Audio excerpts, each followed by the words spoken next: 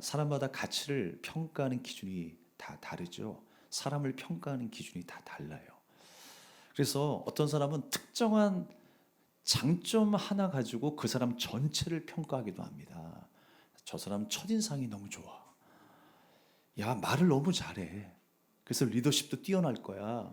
성품도 온화할 거야. 라고 생각합니다.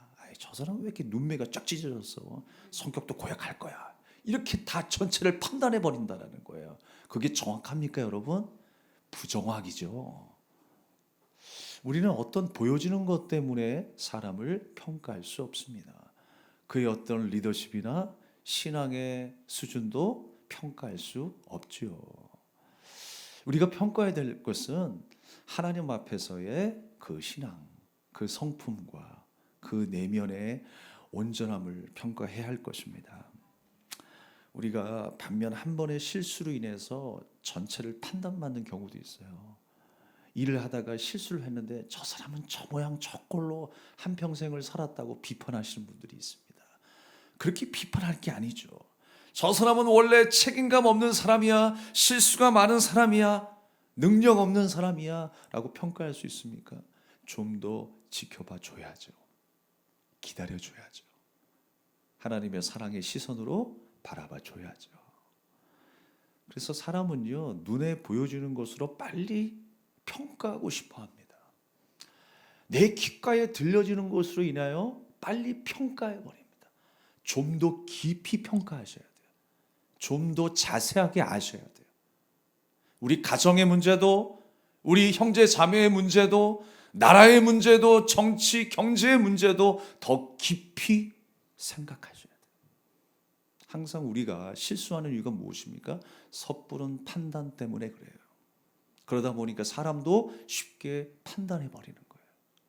사랑하는 여러분, 우리가 사람의 시각이 아니라 하나님의 시각으로 사람을 보고 세상을 볼 수 있길 바랍니다. 오늘 하나님의 시각의 평가 기준이 어떠한가를 우리에게 보여주고 있습니다. 결론부터 말씀드리면 7절에 사람은 외모를 보지만 하나님은 무엇을 보신다? 중심을 보신다.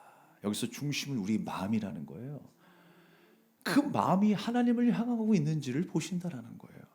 우리의 마음의 중심을 지금 어디에 두고 살아가고 있는가? 오늘 말씀의 제목 아니겠습니까? 여러분의 마음의 중심은 지금 어디에 있습니까? 정말 하나님이 원하시는 자리에 있습니까? 하나님이 예배 받으시는 그 마음의 자리에 지금 앉아 있습니까? 성전 마당만 밟다가 가지 마십시오. 여러분의 마음을 들으십시오. 하나님께서 받으시는 예배를 우리가 올려야 되지 않겠습니까? 오늘 이 자리에 우리는 불편한 마음과 부정적인 생각을 하다가 분주한 생활 속에 있다가 오늘 이 자리에 오신 분들도 많이 있을 겁니다. 싸우다가 오신 분들도 있을 거예요. 돈 빌려줬는데 돈 못 받아가지고 가슴 아파하다가 오신 분들도 있을 겁니다. 여러 가지 모양으로 왔지만 우리의 삶을 하나님 앞에 내던져야 합니다. 맡겨드려야 합니다. 맡기는 인생에게 하나님께서 길을 여실 줄로 믿습니다. 그래서 이 외모라고 하는 것은 아인이라고 하는 단어를 사용하고 있어요. 사람의 눈이라고 하는 뜻입니다. 그러니까 사람은 눈으로 보여지는 모든 것을 가지고 평가한다는 거예요. 그러나 하나님은 보이지 않는 부분에 더 초점을 맞추고 계세요. 우리의 마음을 아시는 주님, 하나님을 향한 우리의 중심과 태도를 아시는 주님이세요. 오늘도 우리가 이 자리에 앉아 있지만 우리가 하나님을 경외하는 마음으로 주님의 그 은혜를 사모하는 마음으로 우리의 삶을 하나님 앞에 맡기는 마음으로 예배할 때에 하나님께서 받으시는 예배가 될 줄로 믿습니다. 하나님께서는 사무엘에게 새로운 왕을 세우기 위해서 이새의 집에 보냅니다. 이 사실을 사울이 알면 어떻게 될까요? 난리가 나겠죠. 내가 왕인데 또 다른 왕을 세운다고? 아마 선지자라고 하지만 그 사무엘을 죽여버릴 거예요. 그러나 지금 걱정하고 있는 사무엘에게 하나님께서 뭐라고 말씀하십니까? 내게 제사를 드리라. 암양 한 마리를 가지고 제사를 드리라 라고 말하고 있어요. 그리고 이새의 가정에 가서 그의 가족들을 이 제사에 참여시켜라 라고 이야기를 합니다. 왜 갑자기 예배가 등장할까요? 왕을 세우는 가운데에 그 예배의 의미는 무엇이었을까요? 바로 그 마음의 중심을 알아보기 위해서 하나님은 예배를 드리게 했던 것입니다. 그 예배의 과정을 통해서 하나님이 찾으시는 그 한 사람을 선발하기 위해서였습니다. 그래서 제사의 자리에 이세 아들들을 초대하라라고 하나님께서 명령을 하십니다. 그렇습니다. 우리의 신앙생활도 그래요. 예배로 인해서 판가름이 난다고 생각합니다. 우리의 신앙생활을 평가할 수 있는 것은 다른 게 아닙니다. 우리의 가난함과 우리의 부유함도 아니고요. 내가 많이 배워서 못 배워서도 아니에요. 경험이 많고 적음도 아닙니다. 오늘 이 날에 하나님 앞에 서는 그 마음의 태도가 중요한 것입니다. 이 예배를 통해서 하나님께서 우리에게 큰 복을 내리신 줄로 믿습니다. 그래서 우리의 신앙은 예배에서 판가름이 난다고 해도 과언이 아니라고 하는 거예요. 하나님을 경외할 줄 아는 사람, 하나님의 말씀을 우리 인생의 최우선으로 생각하는 사람.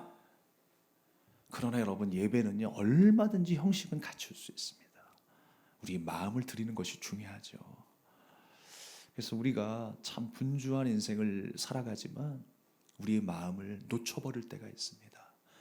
분주해서 예배 못 드리고 들을 것이 없어서 하나님 앞에 드리지 못한다는 것,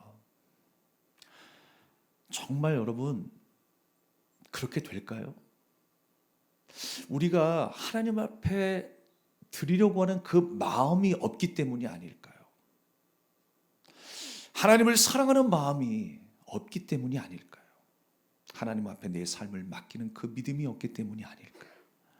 그 마음만 있다면 우리는 어디에서든지 어떤 상황이든지 하나님을 예배할 수 있을 것입니다.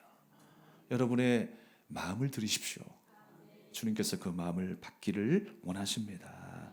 그래서 그렇게 우리의 마음이 하나님을 향할 때에 우리의 속사람으로 우리의 삶으로 드려지는 예배를 드리게 될 때에 그 예배를 하나님께서 기뻐 받으신다라고 하는 것입니다. 사람들의 시선을 의식하지 말아야 합니다. 우리가 입으로만 주여 주여 하지 말아야 합니다. 우리의 온전한 믿음으로 살아계신 하나님을 경외하고 찬양할 수 있어야 할 줄로 믿습니다. 모든 걸 토탈하면 내 삶의 중심의 무게가 지금 어디에 있느냐? 하나님께 있어야 한다는 거예요. 우리가 여전히 풀리지 않은 숙제들이 세상에 많이 남아 있습니다. 취직과 결혼과 또 가정의 문제, 자녀의 문제, 풀리지 않은 문제들은요 계속될 겁니다. 계속될 거예요. 저도 이렇게 목회 일정들을 계획하고 실천해 나가면서 제가 이제 플랜을 짰던 모든 리스트를 하나씩 제거하면서 그 일들을 이루어 나가요. 아, 이번 주에 이거 했지, 저거 했지, 이거 다 완성했지, 다 실천했어. 항상 마음속에는 어떤 마음이 있냐면 빨리 다 끝내고 좀 쉬었으면 좋겠다.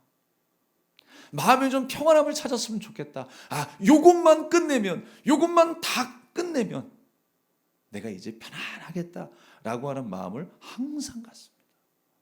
그런데요, 끝이 없어요. 여전히 고민할 문제가 또 생기고요. 장례는 또 터지고요. 신방은 또 해야 되고요. 기도 제목들은 또 보이기 시작하는 거예요. 하나님 앞에서 정말 우리가 한 시간 한 시간이 그렇게 연단되어져 가고 있는 것 같아요. 한순간도 그렇게 완벽하게 다 끝났다라고 하는 시간이 없더라고요. 매 순간 매 시간 그렇게 우리는 여러 가지 문제 속에서 살아갑니다. 그러나 여러분, 그 모든 문제의 짐들을 하나님 앞에 맡기자라는 거예요. 주님 앞에 맡겨드리고 온전히 하나님이 이루실 그 일들을 우리가 기대하면서 기도하자라는 것입니다. 사람의 방법이 아니라 하나님의 방법을 따르자라고 하는 것입니다. 그래서 여러분, 우리의 신앙은 예배 가운데 판가름이 난다고 해도 과언이 아닐 것입니다. 오늘날 한국교회 문제들을 많은 목사님들이, 우리 성도님들이 진단하면서 자성의 목소리를 내고 있습니다. 그런데 그 중에서도 이런 부분들을 심각하게 생각해요. 하나님을 향한 그 열망이 떨어졌다. 심장의 박동이 떨어졌다라고 이야기를 합니다. 주님의 말씀 앞에 회개하며 통회하는 그 애통하는 마음이 사라졌다라고 이야기를 하고 있습니다. 제가 항상 말씀 중에 당부드리는 것 중에 하나가 무엇입니까? 여러분 기억하시는지 모르겠지만 사람의 기억력은 한계가 있습니다. 나이를 먹을수록 또 다양한 일들을 감당할수록 잊어버리는 게 어떻게 보면 자연스러울 수 있습니다. 목사님 죄송해요. 제가 저번 주에 들었던 말씀이 기억이 안 나네요. 하나도 기억이 안 나네요. 본문 말씀이 어디였는지, 구약이었는지, 신약이었는지 그조차도 기억이 안 나는데, 목사님 무슨 말씀을 주셨어요? 기억이 안 나는데요. 그래도 괜찮아요. 오늘 이 순간에 하나님의 말씀 앞에 떨림이 있었는가? 심장의 울림이 있었는가? 내가 진심이었는가? 그러면 된 겁니다. 여러분, 진정 내가 하나님의 말씀을 받았다면, 그 말씀 앞에 내가 결단했다면 그 이후에 잊어버려도 괜찮아요. 하나님께서 그 결단으로, 그 헌신으로 우리를 사용하실 것입니다. 그런데 그 결단조차도 없는 게 문제이죠. 우리의 심장이 울리지 않는 것이 문제이죠. 한 귀로 듣고 한 귀로 흘러버리는 것이 문제이죠. 중요한 것은 우리 심장에 울림이 있었는가라고 하는 것입니다. 그래서 일일이 다 설교의 문구와 토시를 어떻게 다 기억하겠습니까? 그러나 말씀의 찔림 앞에 성품이 변한 사람들은 삶의 적용이 달라질 수밖에 없어요. 그 은혜의 도가니 속에 들어있는 사람들은 우리의 언어와 우리의 행실이 달라질 수밖에 없다라고 하는 것입니다. 하나님을 사랑하는데 하나님의 말씀을 나의 양식으로 삼고 있는데 내가 함부로 말할 수 있겠습니까? 그것은 내가 기억하지 못한다 할지라도 우리의 삶의 성품으로 자연스럽게 나타나게 될 것입니다. 하나님 앞에 더 가까이 가기를 원하는 그 갈망과 열정이 있는데 우리가 함부로 이야기할 수 있겠습니까? 부정적인 이야기를 해요? 사람을 선동하는 이야기를 해요? 어느 순간에 내 마음이 메말라진 것입니다. 여러분의 심장이 다시 한번 뛰기를 바랍니다. 뜨겁게 하나님의 은혜를 사모하며 예배할 수 있기를 주님의 이름으로 축원합니다. 성경 말씀에는요, 연인이 만나는 장소를 우물이라고 이야기합니다. 우리나라에서는 물레방아라고 이야기를 하는데 성경에서는 우물에서 연인들이 만납니다. 이삭이 리브가를 만난 장소가 우물이었어요. 야곱이 사랑하는 라헬을 만난 장소가 우물이었습니다. 5명의 신랑이 있었지만 그 신랑에게 버림받고 이 세상의 공허함 속에 있던 한 여인이 예수님을 만난 장소가 우물가였습니다. 여러분, 그 우물이 상징하는 바가 무엇일까요? 인생은요, 자신의 목마름을 위해서 한평생 세상의 아름다움을 추구하며 살아갑니다. 내가 날마다 물을 길기 위해서 애를 쓰는 거예요. 내 기쁨, 내 행복, 내 미래를 위해서 오늘도 물을 깃고 물을 깃는 거예요. 그런데 만족이 없네. 또 목마르네. 또 채워야 돼. 그렇게 살아온 인생이 우리의 인생이라고요. 근데 어느 순간에 예수님께서 우리를 만나 주셔서 영원히 목마르지 아니하는 그 생수를 우리에게 선물로 주시는 거예요. 그것을 이삭을 통해서, 야곱을 통해서 말씀하고 있는 것입니다. 하나님이 찾아가신 사건, 생명이 끊어진 그 인생 가운데 찾아가 주셔서 거룩한 신부로 삼으시고 생명의 계보를 이어가게 하신 하나님의 놀라운 역사, 그것이 그의 가정 가운데 시작된 거예요. 하나님을 만난 역사, 하나님이 책임지시는 인생, 하나님의 그 형통의 복이 임하는 역사가 된 줄로 믿습니다. 그래서 그 수가성의 여인은 5명의 남편에게 버림받고 예수님을 만나게 되었습니다. 사실 예수님께서 그 사마리아 지역을 피해 가실 수도 있었는데 그 사마리아 지역에 들어가신 거예요. 그래서 그 여인을 만나러 가신 것입니다.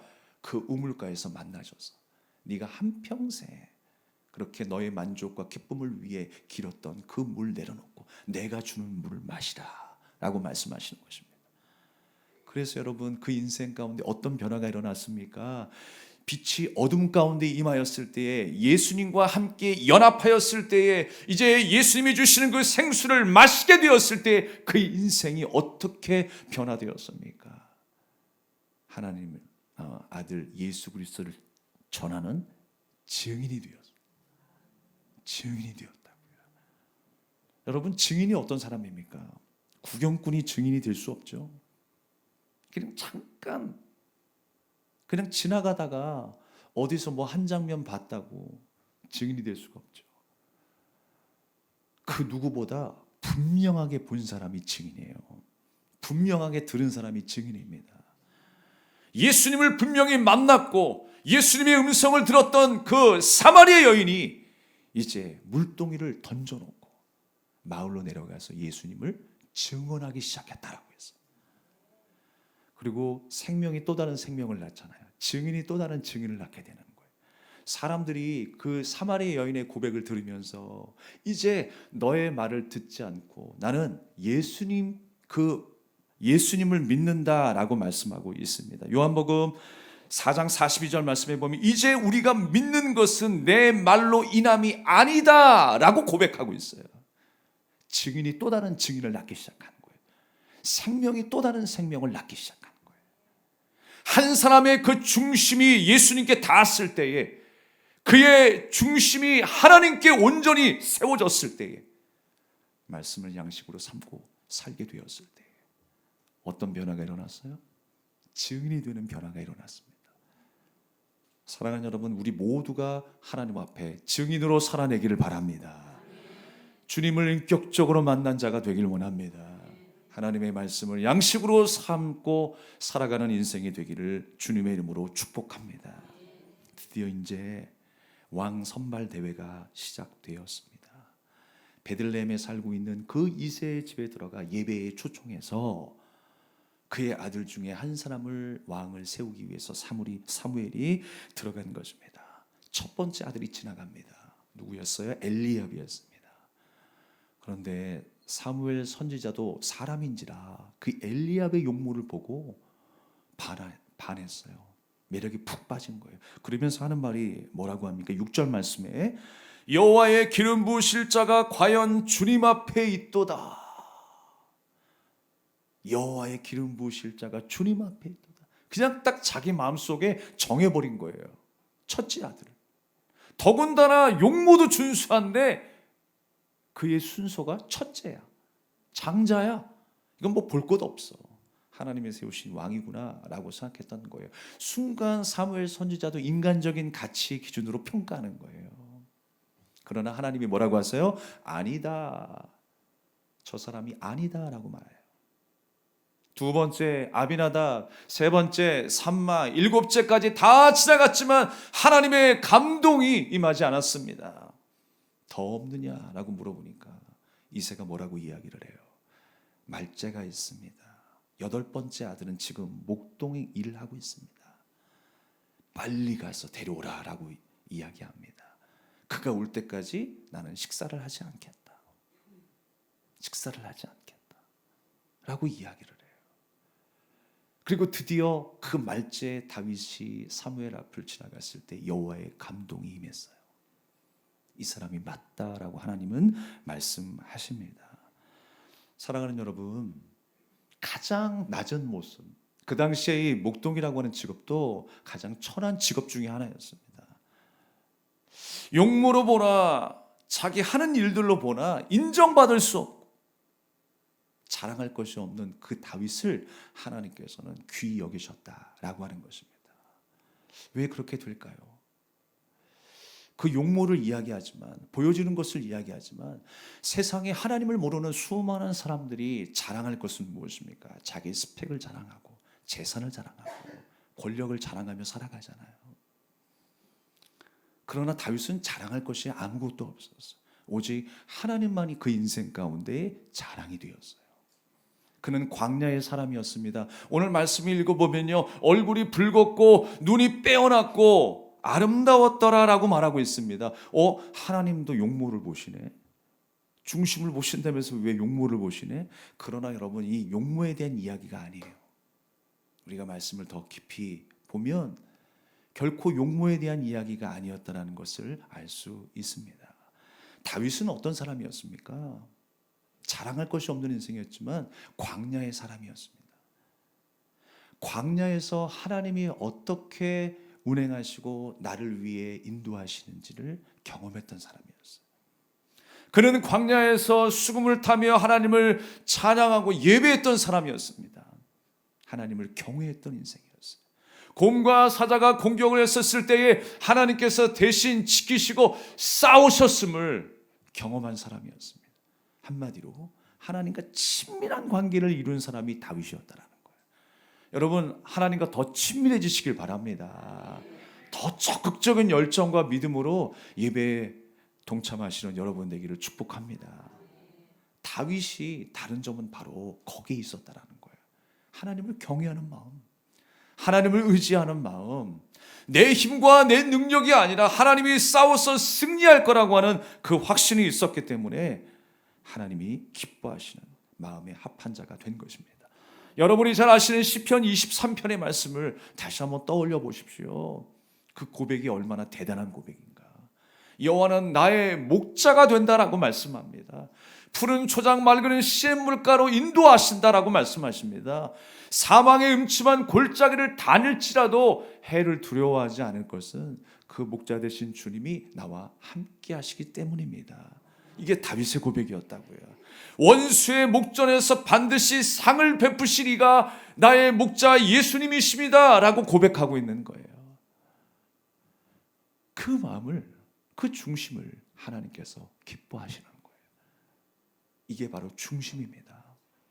하나님을 경외하는 그 중심이 우리에게 있느냐, 하나님을 사랑하는 마음이 있느냐, 세상의 화려한 거, 세상의 힘을 붙잡지 아니하고 가장 초라하고 연약하지만 전능하신 그 하나님의 손을 붙잡고 있느냐, 그걸 우리에게 물으시는 거예요.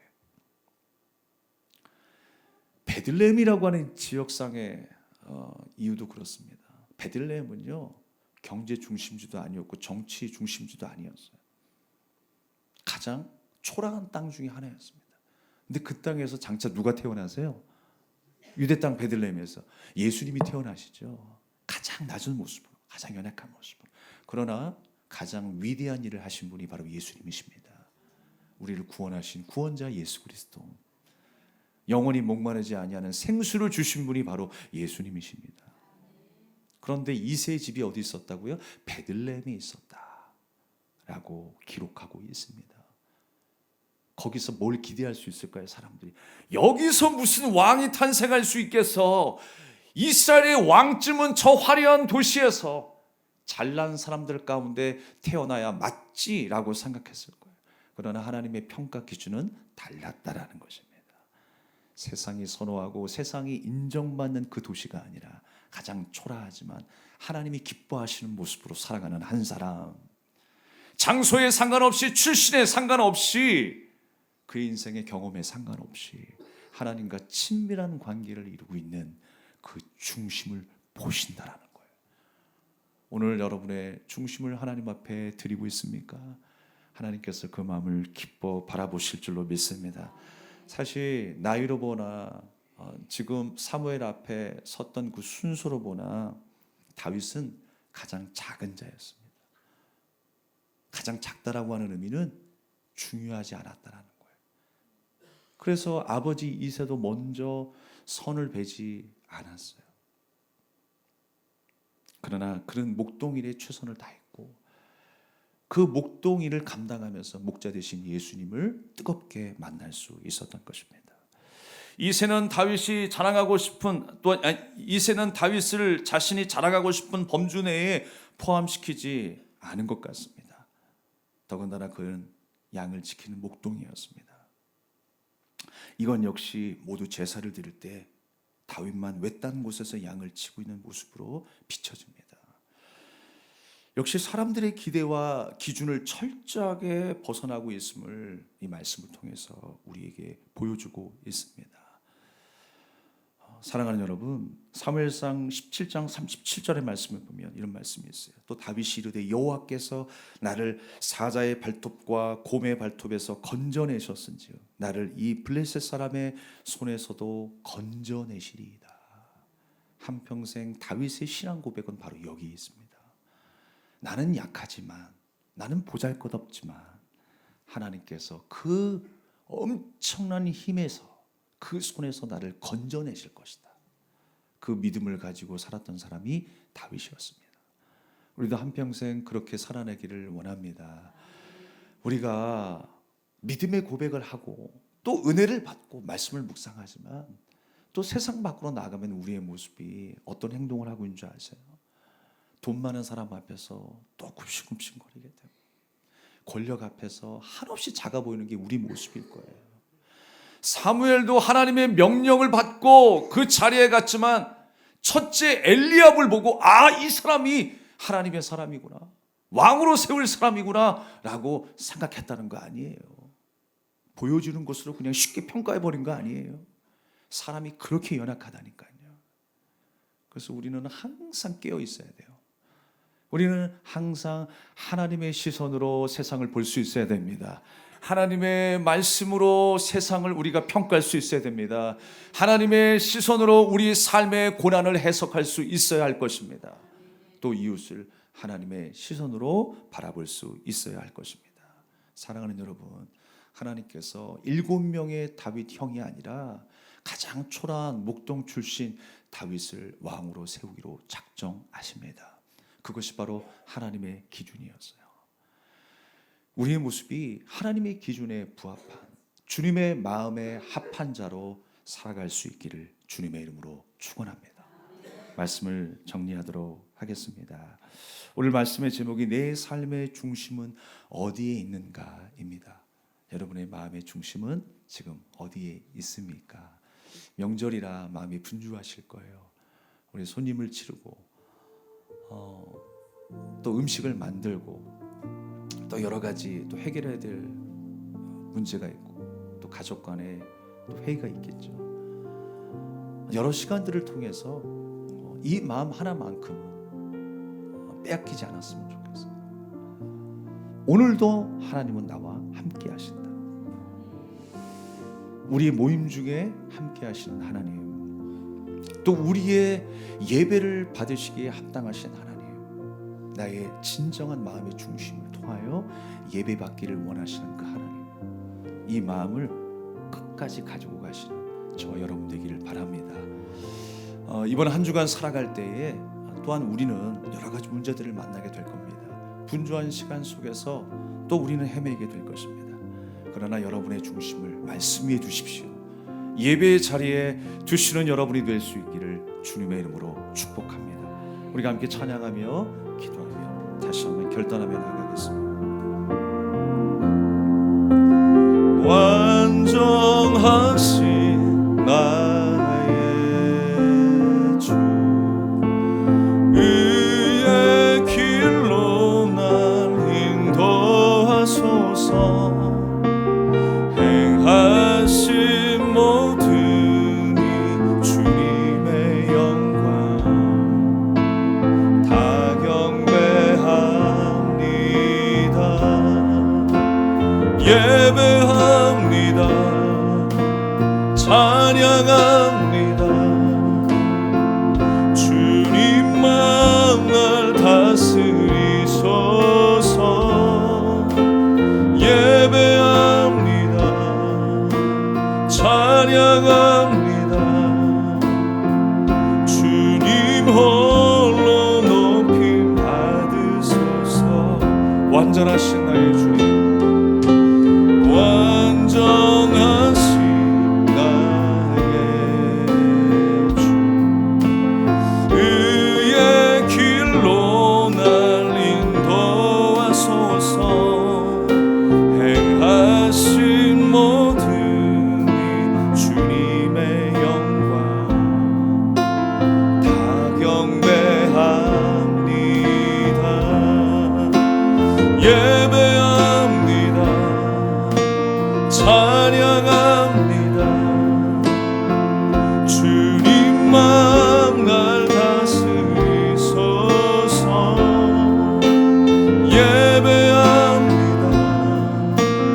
찬양합니다.